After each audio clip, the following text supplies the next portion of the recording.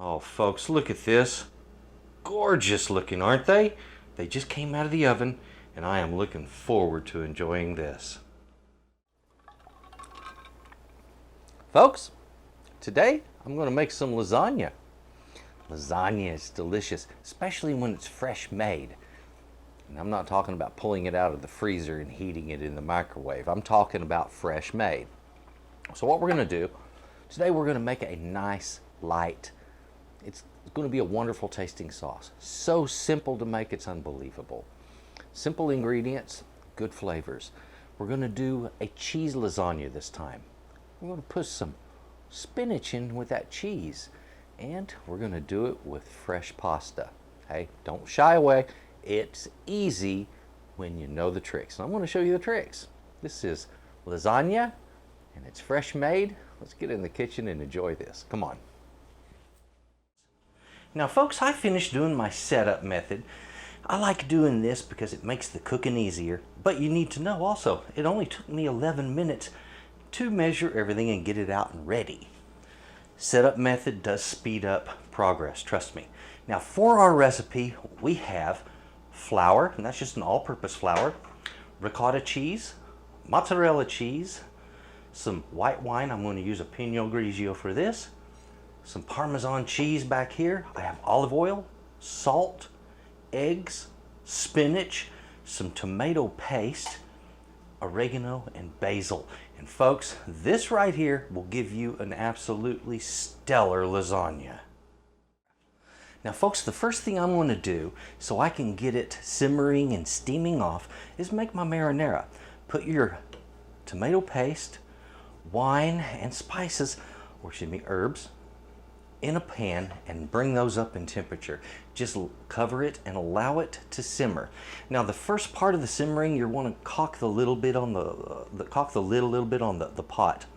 That way any of the alcohol in this gets steamed out before we even make our lasagna.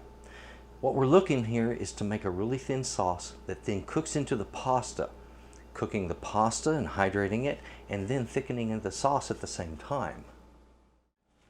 Now folks, making pasta is simple enough. Make a well in the middle of the flour, crack the eggs into that, add your salt, olive oil, and beat them together until they form a very simple dough.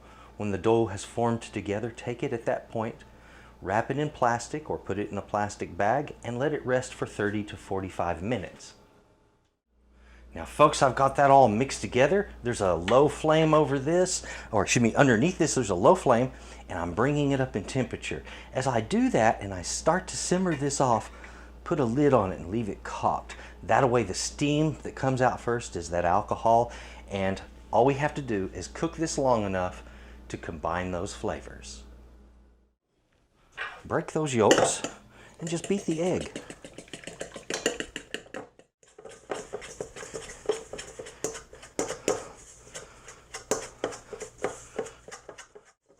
So I'm just going to try to form this into a quick ball.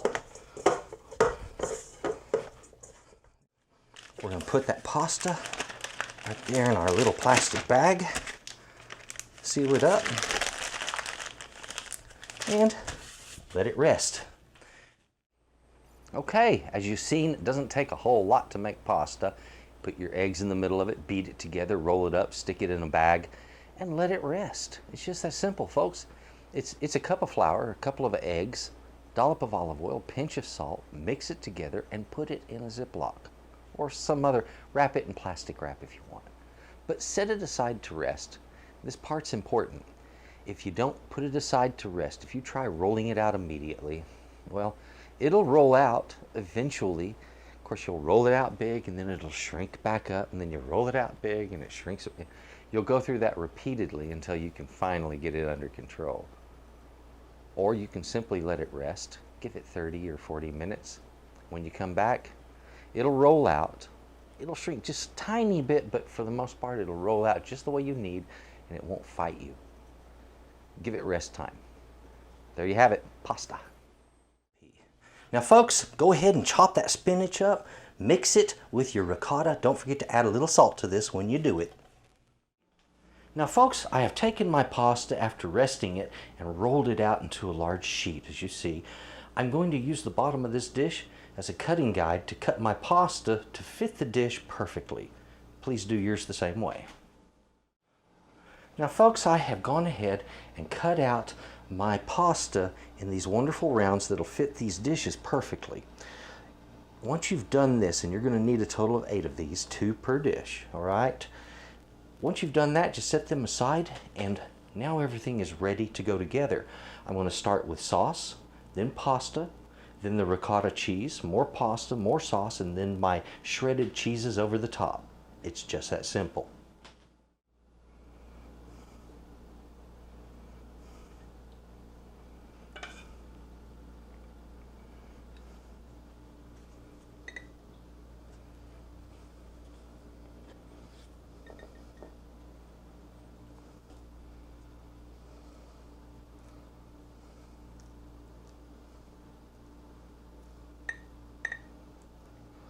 Gotta set it down in there, and don't press hard, but just kind of gently tap, and that works some of that air out around that cheese.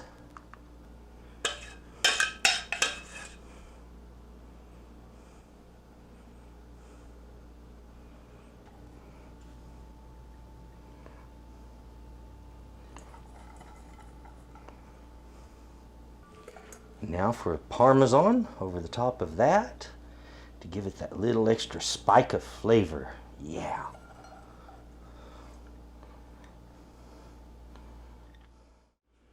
The quantity of what I used today, all of my ingredients, is that started with 1 cup of flour for the pasta. And to that flour, you're going to add a dollop of olive oil. Now what's that? That's about 1 to 2 tablespoons. A pinch of salt, which is anywhere from 1/4 to 1/2 teaspoon. And 2 eggs. All right, and that makes a good pasta. And simple enough recipe. For our cheese filling, I used simple ricotta cheese, a fistful of spinach, and a pinch of salt.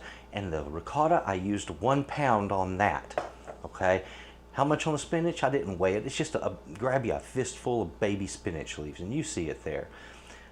For our other cheeses, I used 8 ounces of mozzarella shredded, about 4 ounces of Parmesan shredded, enough wine to thin the sauce to nice and watery, and that's going to be, you know, we as you saw, I started with a couple of cups and we worked it from there. If you want, you can do this with water too. Now on the spices, that's 2 teaspoons of oregano to 3 tablespoons of basil, and that makes for yummy sauce right there. So we have our tomatoes with that wine, and that came out fantastic. And folks, this is an easy enough recipe. Don't hesitate to make it. Now folks, like I said, you know, pasta, or I should say, start with sauce on the bottom, then pasta, the ricotta cheese, more pasta, more sauce, then our shredded cheeses, mozzarella, and then Parmesan. And there they are, they're ready to cook up. 350 degrees until it is starting to brown on top and it's bubbly throughout, and then it's fully cooked. Remember, you don't have to cook the ricotta, you just have to bring it up in temperature, and basically we're cooking off the pasta. That's it, it's just that simple. So you'll know you can freeze these and reheat them.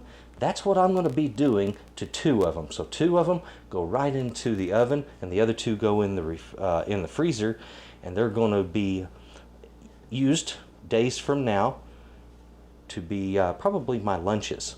They do reheat in the microwave, or excuse me, I should say they do cook from frozen in the microwave just fine. They've just cooled enough for me to barely be able to touch the dish. Gorgeous, gorgeous, aren't they? Folks, lasagna, when you make it fresh like this, oh wow, it's so good.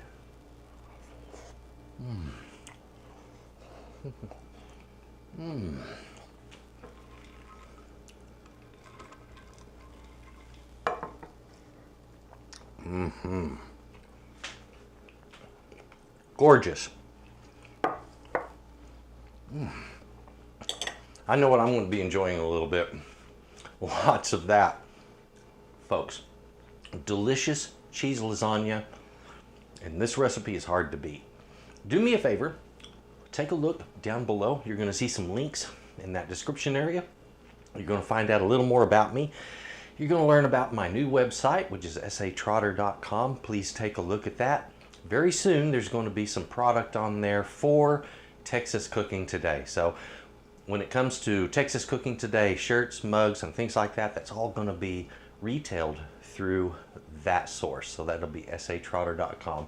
Folks, thank you very much for watching, and enjoy your lasagna. I will be. Yeah.